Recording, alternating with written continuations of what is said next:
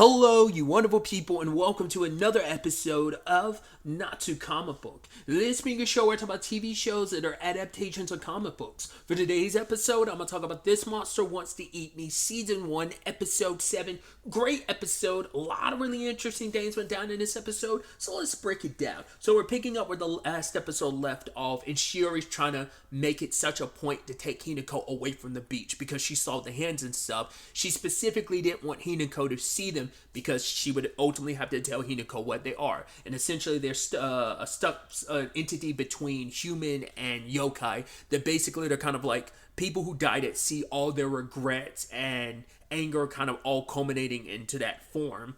And so she says they're not harmful to humans, but it's specifically knowing what Hinako's family ties are to that, and even she's like, oh, did you see your family out there? Which seems like such an insensitive question, but there is something to be said about, like, well, did you? And it's like, no, I didn't. It's like, oh, if you do, let me know. I can drag them out here. You could say hello. Once again, Shiori seems so...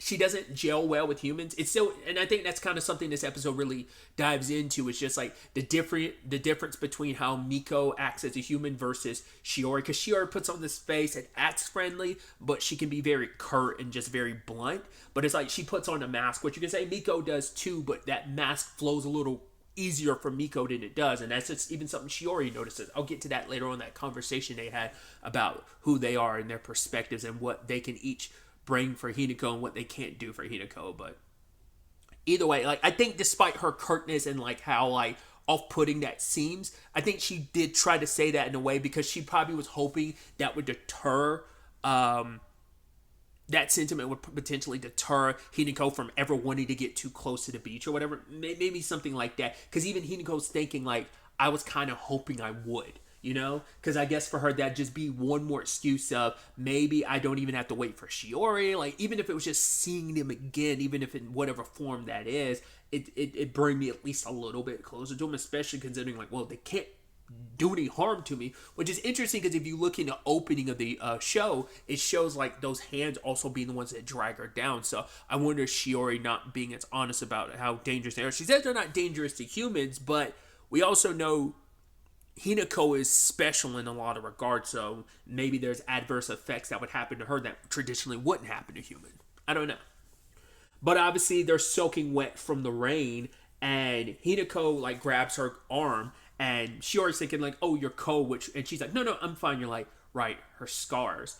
And ultimately, she tried to push Shiori away, but it ends up revealing her scars, and she's like, right, the ones you can't see are the ones that are worse. But she's like, I never wanted you to see this. She's like, it's unattractive, right? She's like, oh, it makes you not want to eat me. Which Shiori's like, the unattractiveness or whatever the state of your vessel doesn't matter to me. The only thing that matters to me is you being you. And she even has this line of dialogue where she was like, it's always been that way since that day.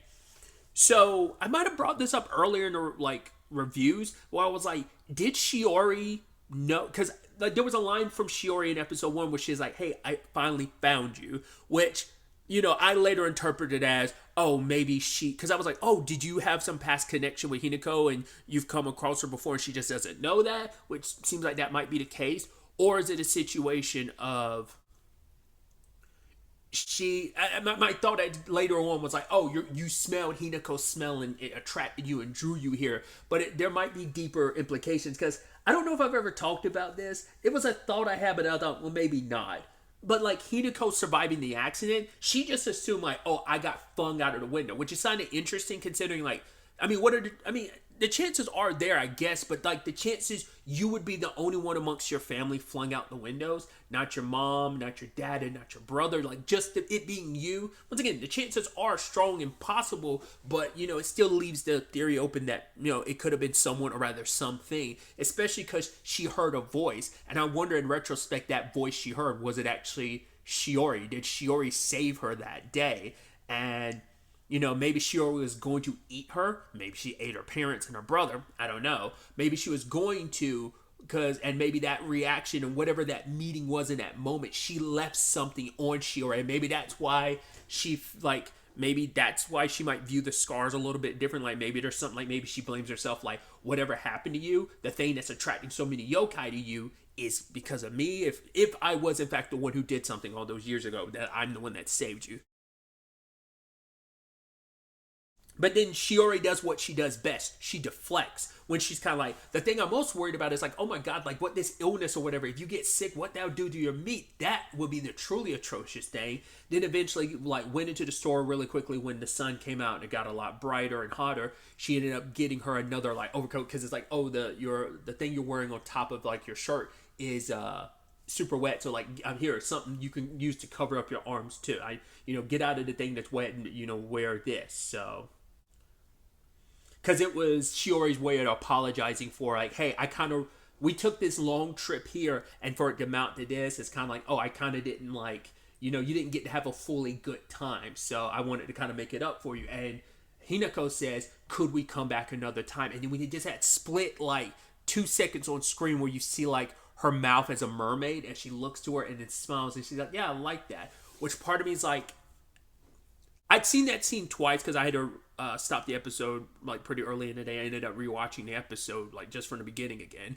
But I had wondered like now on like rewatching that scene the second time, I was thinking, could it be that she's thinking to herself, the next time she brings Hinako here, like it's meant to be a fun time, but maybe it's also be a little bit test run, because as we know, the water's her territory. That's where she would reveal her real mermaid form. So I'm curious if the implication is like the next time she brings Hinako here, it's a telltale sign of that's when I'm going to eat you. That me bringing you back here and making it a specific date and stuff makes it like it's only going to be when I think you're ready to be devoured by me.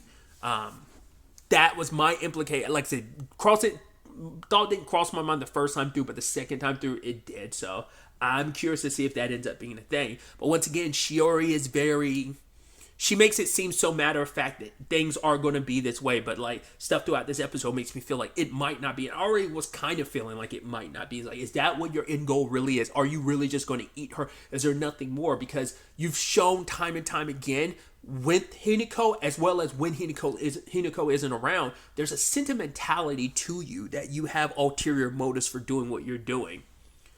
Either way, they're back from their trip. Miko is so happy to have her back, and it's just kind of like she got the gift. Obviously, she's kind of hoping nothing like, that Shiori and Hinako didn't get too close. The fact is, like, oh, here you are third wheeling it, and Shiori loves the twisted knife when it comes to Miko because she knows she can get a rise out of Miko, and she finds so much enjoyment out of it.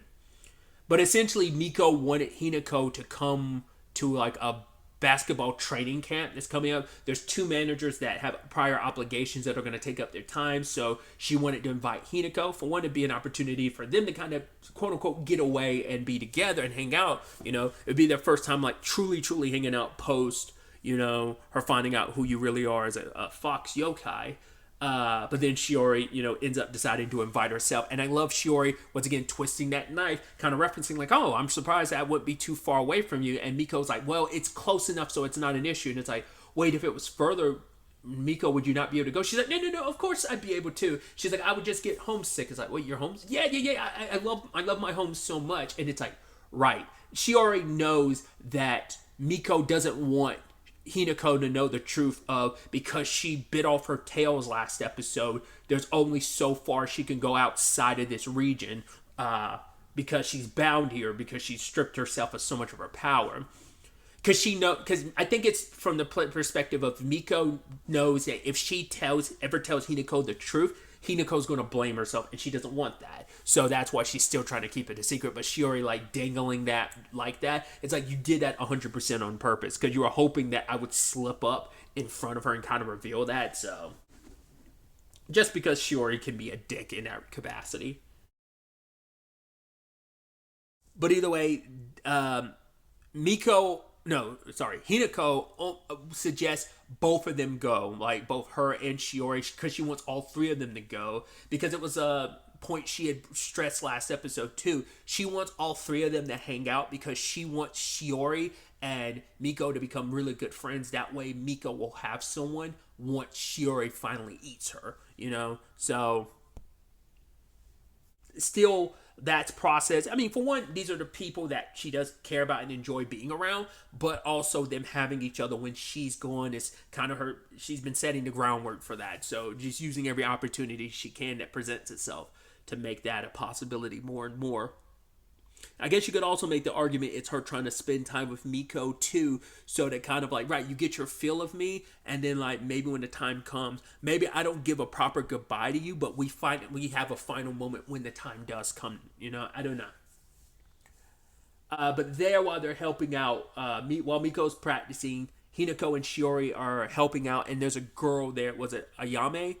The moment she pops up, I'm like, is she a freaking yokai? Just because of the way Shiori was acting, but I'm like, I guess I should have thought otherwise, considering like, would Shiori really leave her in the hands of another yokai? The moment she found out who Miko really was, she went out of her way to expose it to Hinako. So I'm like, why wouldn't you do the same thing here? Like, why would you let her purposely stay with Hinako? But it's because she's a human. She does bring up something interesting later on, that basically the smell of, like, I guess wanting death, all that Shiori's done, everything that's happening is having a good like effect on Hinako, and she's taking steps forward, and once again the whole enjoying life and feeling good and feeling better.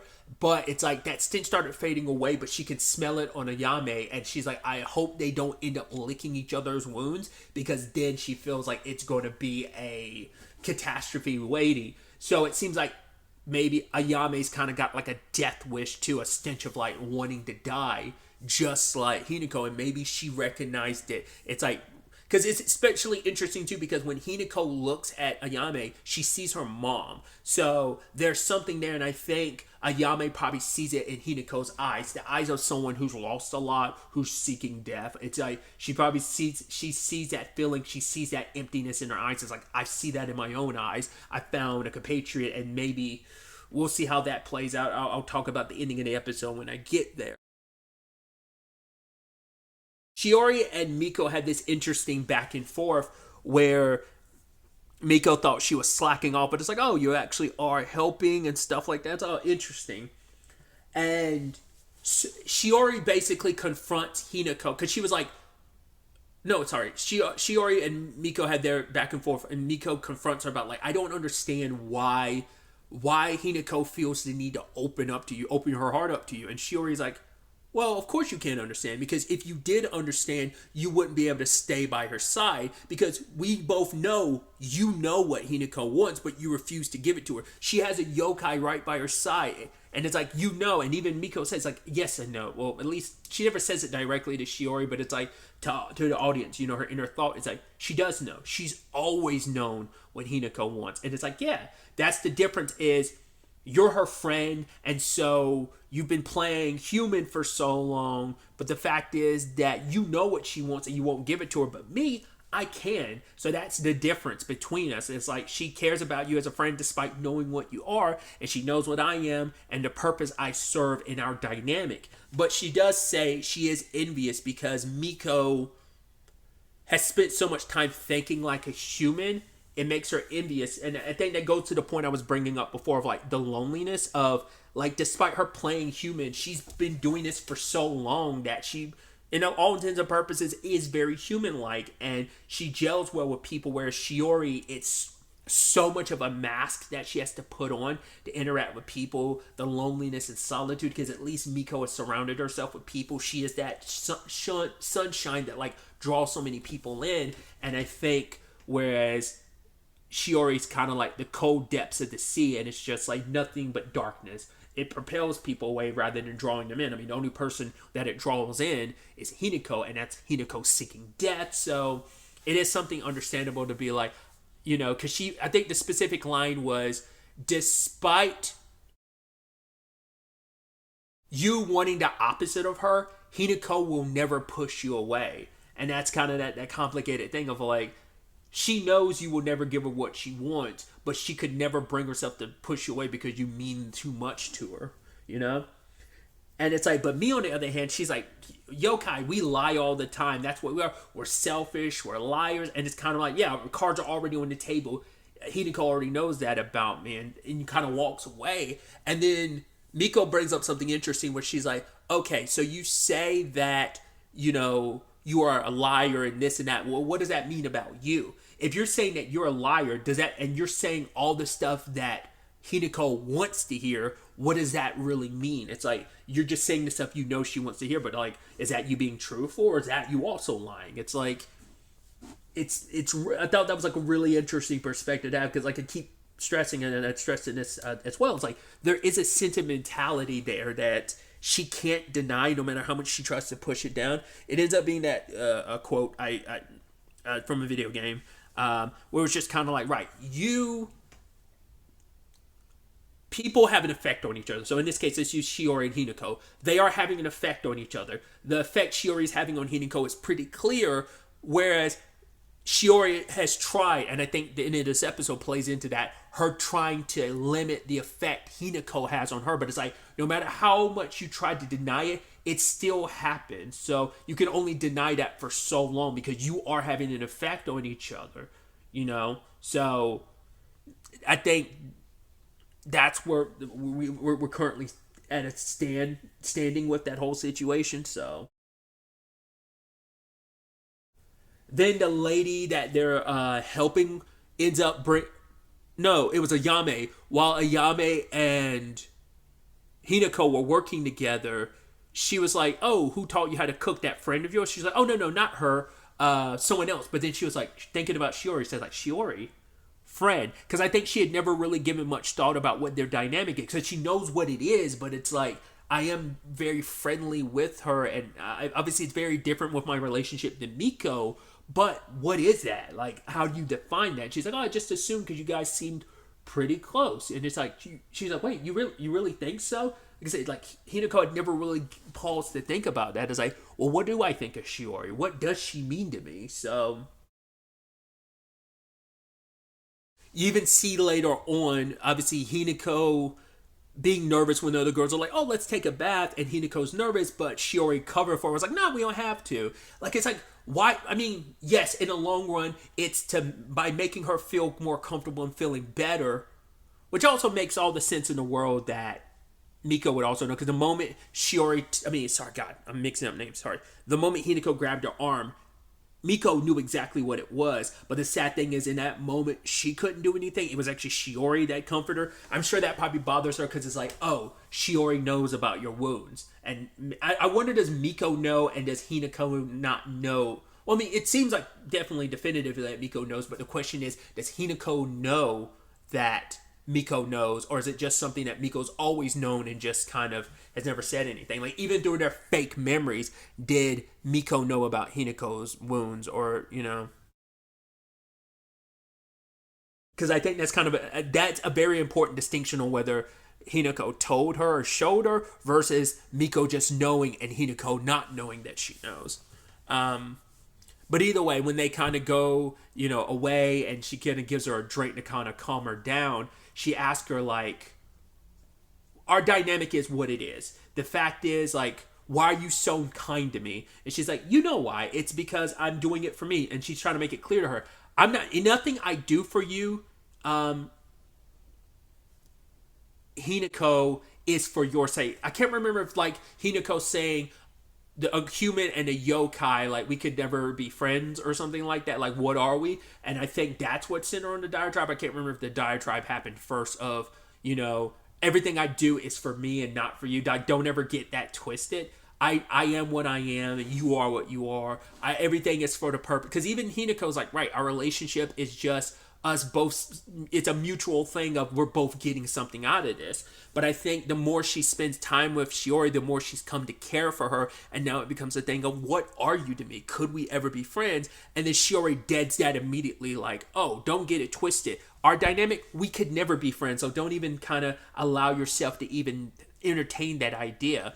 And it's like, Shiori said that because she's scared, because she's starting to care too much for Hinako. It's like, right, you're supposed to be my meal, and that's it. I'm trying to keep some emotional dissonance between us, because now I'm starting to care about you. And it's like, I don't know if she really thought that maybe, whatever her reasonings may be, coming into Hinako's life, maybe she thought she could separate them. That maybe on some level she thought, I can give you what you want, but and be fine and perfectly fine and brush it all off and joke about it, be like, yeah, this is what I want. But the more time you're around her, things are changing. It's not what you want as much. Like there's some part of you that doesn't want to do it, and I think you're kind of stuck between no, this is what I came into this to do, plus as a yokai, it's what I want to do, but also like there's some human heart growing in me making me not want to do this. I think there's some past thing that happened with someone that she cared about. A very similar dynamic to the Hinako of it all, and I think it's history repeating itself, and she doesn't want to like care too much. It's like, I cared before and it broke me.